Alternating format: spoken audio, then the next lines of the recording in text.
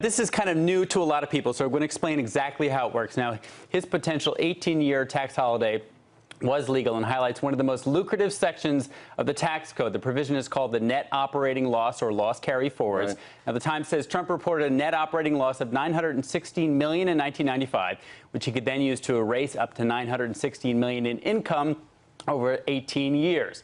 So why does it exist and how does it work? Now, it was first enacted in 1918, but at that time it only applied to 2 years in income.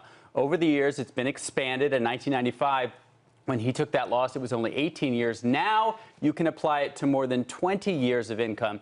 Now, the idea behind this is to help companies ride out the economic cycles. You can only apply it to companies that you own or control, so LLCs, S-Corp, C-Corp, and your loss cannot exceed your basis or the amount that you originally invested in that business. But real estate developers like Trump have found ways to turbocharge the NOL provision. If you're a designated real estate professional like Trump, you can deduct interest payments on their business loans, and you can deduct depreciation on your real estate, so you can report very large paper losses even while making large income. Now, while uses of NOLs are not uncommon among the wealthy, I talked to a lot of CPAs for wealthy developers, and they say they have never seen an NOL north of $100 million, let alone $960 million. So it's the size of this loss that is unusual. Well, but lots of wealthy people use it. And his travails in the 90s were like well documented. And part of his whole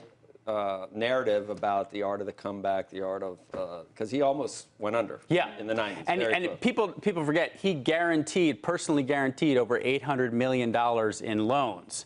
And so part of this loss, you can basically attribute any loan that you owe personally as a loss. So my guess is the big part of this loss is the $800 million in loans that he secured as part of that deal. Robert, the greatest thing for me is the way that Citigroup was handled in the financial crisis. Because if you declare bankruptcy, your operating loss carryforwards are null and void. Right. Now, they were bankrupt, but they didn't have to declare bankruptcy. So they got to keep all their operating loss carryforwards, even though they would have, and they're using them to this day to shield earnings. So, of course, no one cares about that. The question becomes, it's arcane areas of the tax code. It's stuff that's really hard to understand. The question becomes, what happens to that tax code? Right. And that's a really good point. My guess is over the next few days, you'll see some member of Congress, probably a Democrat, say this needs to be restricted, limited, pared down so that someone can't take,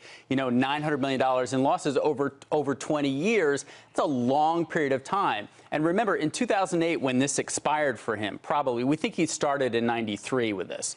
So if because it's 3 years behind. It's 2 years behind, then the existing tax year that you file, and then 50 years. Yeah. So it expired in 2008. In 2008, he started doing all these other tax strategies like donating land, which gives him a big deduction. So after 2008, he lost this, most likely. But that's a lot of income. Why the tax code should be definitely trimmed and simplified. Absolutely. And made it so that everybody can understand it. Yeah, absolutely. Hey CNBC fans, thanks for checking out our YouTube channel. Here you're going to find videos packed with all of the information that you need to be smarter about your finances. You can subscribe by clicking right here and click on all the videos around me or the I right here to watch the latest from CNBC. Thanks for watching.